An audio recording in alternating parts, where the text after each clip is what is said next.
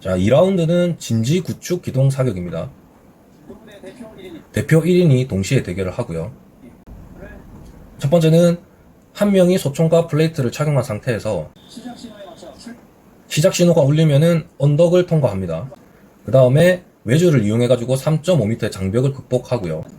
철조망 구간을 후방 포복으로 통과하고요. 그리고 산항 8개를 사격 위치로 이동해서 진지를 구축한다고 나옵니다.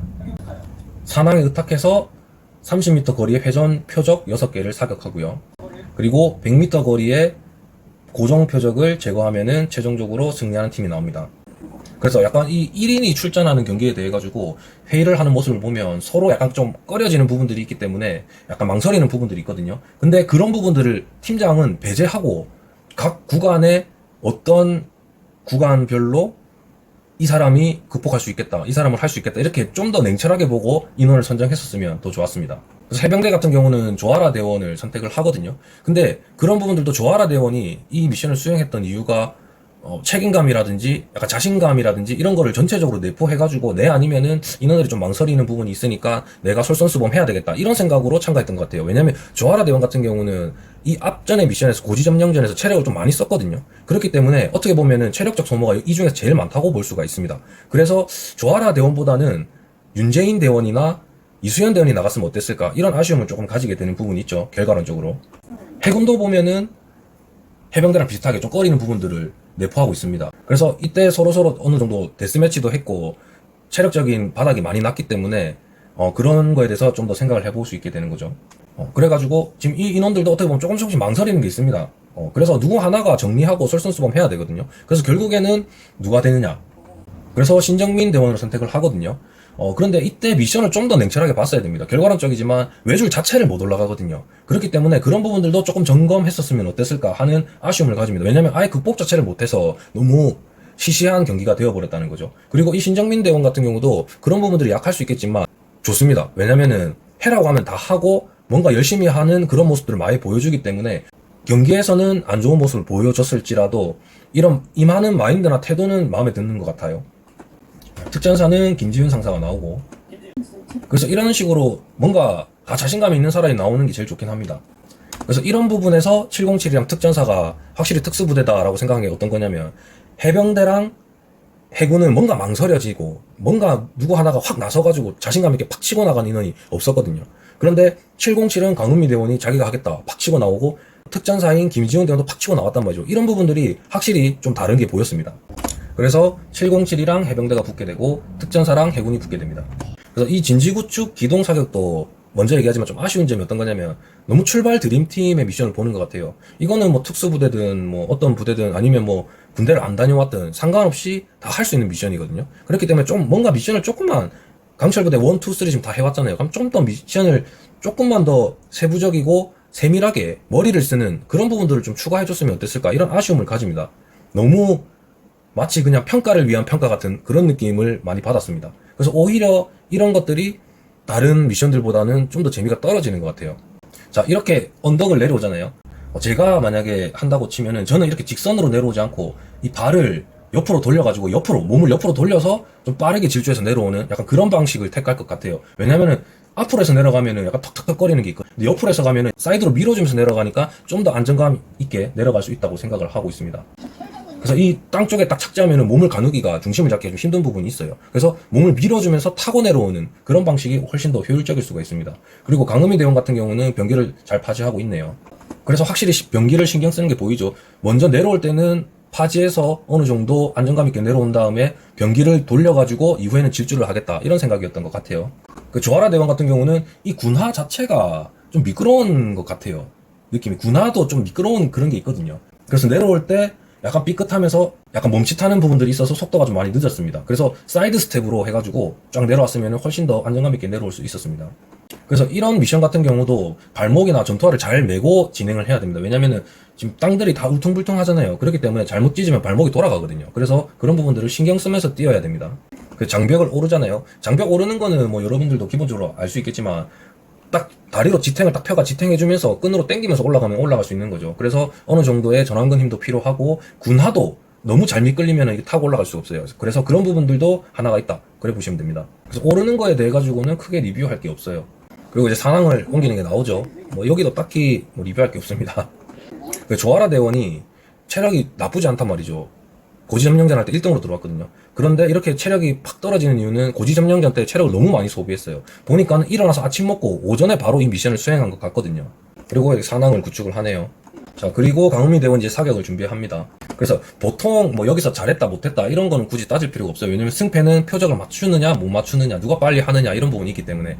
그런데 어느 정도의 좀 세밀한 부분을 보게 되면은 보통 이렇게 의탁해서 사격하는 경우는 보통은 이렇게 탄창을 여기다 대놓고 사격을 하진 않고 몸이 이렇게 많이 올라오진 않죠, 보통은. 그래서 파지를 한 상태에서 C그립으로 잡고 또는 조금 더 변형을 줄 수 있으면 약간 변형을 준 상태로 잡은 다음에 이 팔의 힘으로 팔이랑 어깨랑 이렇게 일직선을 만드는 그런 힘으로 의탁해서 사격하는 게 보통입니다. 탄창만 대놓고 이렇게 사격을 하게 되면은 방향 전환을 할 수 있는 게 제한적인 게 있습니다. 왜냐면 여러분들도 한번 해보세요. 땅에 어떤 거를 딱 지탱해놓고 이렇게 옮기려고 하면은 이 지지돼 있는 걸 기준으로 돌아야 되기 때문에 몸이 편하게 못 돕니다. 그런데 팔에 의지해가지고 지지를 하게 되면은 총은 내 팔에 의해서 움직이게 되거든요. 그렇기 때문에 방향 전환이 훨씬 더 용이합니다. 장애물 사격이라든지 이런 의탁 사격이라든지 뭐 이런 부분들을 할 때 보통은 팔을 기준으로 해가지고 몸을 의탁한 상태에서 총기는 자유롭게 움직일 수 있는 그런 범위를 만든 이후에 사격하는 게 일반적이라고 보면 됩니다. 이렇게 하고 쏘면은 몸이 지금 딱 기대어 있잖아요. 탄창이 딱 박혀 있단 말이에요. 그렇기 때문에 병기를 돌리는 게 용이하지 않다. 그래 보시면 되고죠. 30m, 100m입니다. 30m에 5.56mm 탄으로 쏘게 되면은 엄청 어려운 건 아니고 누구나 다 할 수 있는 그런 사격이 되는 거죠.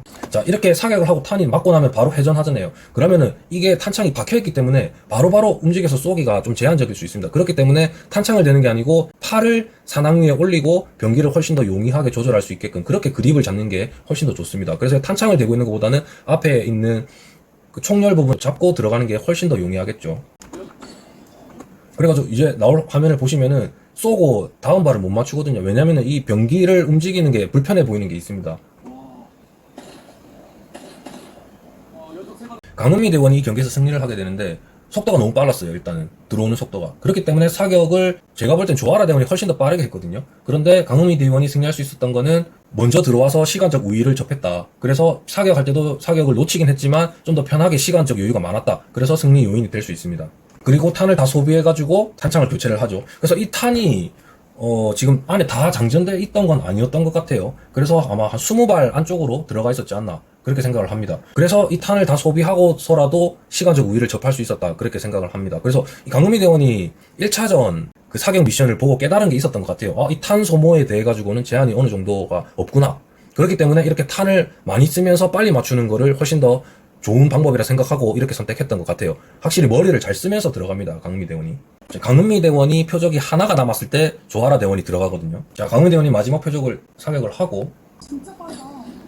그 조아라 대원이 사격을 영리하게 잘했네요. 왜냐면 이 회전 표적 같은 거가 굴러가는 걸 보니까 이 원리를 먼저 파악하고 들어가는 게 중요하다고 보거든요. 그래서 제일 먼저 위에 걸 사격하니까 이 무게중심이 다 아래쪽으로 쏠리게 돼 있습니다. 그래서 위에 걸 쏘고 그 아래 걸 쏘고 아래 걸 쏘고 이런 방식으로 치면서 내려가니까 이 회전판이 회전하는 범위가 넓지가 않더라고요. 그래서 빠르게 더 표적을 잘 사격할 수 있었다. 그렇게 생각을 합니다. 그리고 강은미 대원이 이제 100m 표적을 사격할 때는 이 스코프를 쓰죠. 조준경을 쓰죠. 그렇기 때문에 훨씬 더 사격하기가 좋았다. 한 발로는 무조건 명중시킬 수 있다. 그렇게 생각을 합니다. 자, 사격을 맞추는데 보니까 이게 표적이 안 흔들립니다. 많이. 자, 사격 잘합니다. 조아라 대원. 조아라 대원 좀 보고 싶은데 안 나오네요. 자, 조아라 대원도 탄창을 대고 사격을 하게 돼 있죠. 그런데 강은미 대원보다 좀 더 유리한 점이 어떤 거냐면 키가 좀 더 작습니다. 그렇기 때문에 몸의 균형을 맞추는 게 훨씬 좋았기 때문에 좀 더 사격하는 그 조준선 정렬이라든지 방향이 훨씬 더 좋지 않았을까 그렇게 생각을 합니다. 그리고 이 사격 미션에서 조금 아쉬운 점이 어떤 거냐면 여기에서만 사격을 하잖아요. 그래가지고 미션을 좀 더 세밀하게 다각화줬으면 어땠을까 생각합니다. 그래서 예를 들어서 회전 표적을 한 곳에 두지 말고 왼쪽, 오른쪽, 앞에 3개의 표적을 두고 먼저 이쪽으로 가서 의탁 사격을 하고 그 다음에 반대편으로 가서 의탁 사격을 하고 그 다음에 가운데 가서 고정 표적을 사격하고 이런 식으로 좀 다각화를 주면 훨씬 더 재미가 있을 수가 있거든요. 그래서 이런 사격하는 미션 자체가 사격해서 맞추는 것도 재미가 있지만 탄창 교환하는 걸 보는 그런 재미도 있거든요. 그렇기 때문에 제가 앞에서 말씀드린 것처럼 한 방향에 가서 사격하고 탄창 교환하고 한 방향에 가서 탄창 교환하고 사격하고 또 마지막에 탄창 교환하고 사격하고 이렇게 했었어도 어땠을까 그렇게 생각을 합니다. 그리고 아니면은 병기를 두 가지를 두고 먼저 소총 사격을 하고 그 다음에 최종적으로는 뭐 권총으로 또 사격을 하는 그런 방식도 나쁘지 않았을 것 같다 이런 생각을 합니다. 2라운드가 진행이 되는데 해군이랑 특전사가 너무 손쉽게 이겼습니다. 딱히 크게 리뷰할 게 없었습니다. 왜냐하면 신정민 대원이 외조를 못 올라갔기 때문에 뭐 딱히 리뷰를 할 게 없어요. 그 부분은 제가 해군은 지켜드리겠습니다. 그런데 최종적으로 이제 미션을 한번 훑어보겠습니다. 너무 출발 드림팀이죠. 이게 사격장이란 말이죠. 사격장인데 언덕을 뛰어서 장애물 넘고 그 다음에 철조망 극복하고 산항 옮기고 여기서 사격한다. 너무 출발 드림팀 같지 않습니까? 너무 단편적이고 직선으로만 들어가는 그런 코스거든요. 그래서 이렇게 1대1로 해가지고 한 명이 참가하는 그런 미션도 나쁘진 않지만 그런 것보다는 팀 인원 4명이 다 참가해가지고 너무 속도전, 체력전 이렇게만 나오게 되면은 전 시즌이랑 차이점이 없잖아요. 그렇기 때문에 4명이 다 나와가지고 제가 앞에서 말씀드린 것처럼 어떤 절차대로 어떤 작전의 절차가 들어가게끔 그렇게 미션을 설계했으면 어땠을까 이렇게 생각을 합니다. 그래서 처음에 뭐 간단하게 뭐 세부적으로까지는 제가 뭐 생각을 안 해봐서 말씀드릴 수 없지만 간단하게 설명을 하면 먼저 1차전에서 도상 연구를 하는 미션을 줍니다. 4명이서. 그래서 4명이서 도상 연구를 한 다음에 이러한 게 있다. 그래서 한 명을 뽑아서 이 한 명은 어떤 미션을 시키고 그 한 명이 미션을 클리어하면은 다른 한 명이 그 클리어된 미션을 받아가지고 다음 미션을 하고 그 다음에 세 번째 인원이 끝내면 네 번째 인원이 미션을 받아서 최종적으로 사격하면서 클리어하는 아니면 사격하고 퇴출하는 클리어하는 그런 미션들이 나오면 훨씬 더 재밌거든요. 예를 들어서 뭐 도상 연구를 하는 거에 있어가지고 뭐 지형 지물이라든지 뭐 우리가 쓸 수 있는 장비라든지 이런 거를 선택하게 합니다. 그리고 나서 그 선택한 거에서 미션을 들어가게 되는 거죠. 그 미션에서 조금씩의 장비 선택에 대한 차이가 있기 때문에 그 미션을 빨리 클리어하냐 못 클리어하냐 이런 차이점도 주겠죠. 클리어하고 그 다음 미션 같은 경우는 장애물 극복이라는 그런 미션을 주고요. 그 다음에 장애물을 극복하는 그런 미션을 주고요. 그 다음에 통신 미션을 주는 겁니다. 저번에 강철부대 시즌2였나요? 거기에서 특전사의 중위 출신인 그 대원이 아나운서였는데 발음을 정확하게 해가지고 전달하는 그런 것들도 약간 재밌는 포인트였거든요. 그래서 그런 통신 미션 지휘부한테 세 번째 사람이 해야 될 포인트에 도착하면은 어떤 거를 전달하면 지휘부에서는 그거를 듣고 어떤 명령을 내려서 그 명령을 통해 가지고 세 번째 미션을 클리어하는 그런 미션을 주고 그 다음에 네 번째 미션은 이 세 번째 인원이 잡힌 거예요. 적한테. 그래서 세 번째 인원은 마지막에 남은 인원 3명이 그 인원을 구출하러 가는 그런 장애물 극복 그런 걸 하고 나서 최종적으로 4명이서 사격을 해가지고 표적을 다 맞추고 그 이후에 그 잡혀있던 인원을 구출해가지고 퇴출하는 것까지 그렇게 미션을 절차별로 줬으면은 이렇게 단편적인 것보다는 훨씬 더 재밌는 게 많이 나왔을 거거든요. 왜냐면 어떤 장비를 선택했을지에 대한 머리 쓰는 것들, 그 다음에 그 도상 연구를 통해 가지고 이 장비가 맞다 안 맞다를 얘기하는 그런 토론적인 부분들, 그 다음에 팀장의 지휘 능력, 그 다음에 인원들을 구출해 가지고 퇴출하는 그 경로를 선택하는 방법들 이런 것들을 여러 가지를 볼 수 있거든요. 그래서 이렇게 단편적으로 출발 드림팀으로 만들어 버리면 더 이상은 이 보는 사람들이 엔돌핀이 안 돕니다. 그 다 예상이 되거든요. 그런데 이 절차를 두게 되면은 똑같은 걸 계속해도 그 안에 장비라든지 시나리오만 조금씩만 바꿔주면은 여러 가지 요소들이 재미 포인트가 많이 나오거든요. 음식 만드는 것도 파스타를 만든다 했을 때 이 파스타를 이런 식으로 만들었다 아니면 저런 식으로 만들었다 이런 부분들을 보면서 흑백 요리사라든지 그런 부분들도 재밌잖아요. 그 다음에 그거를 평가하는 사람들의 개인적인 의견들 그런 게 많았거든요. 그래서 이런 개인적인 의견들 심리전 머리를 써가지고 할 수 있는 그런 지휘 능력 그 다음에 구출할 수 있는 능력 이런 것들이 많이 들어가면 훨씬 재밌습니다. 그래서 떨어진 해군이랑 해병대가 한 명씩 나와서 3라운드 권총 정밀 사격을 합니다.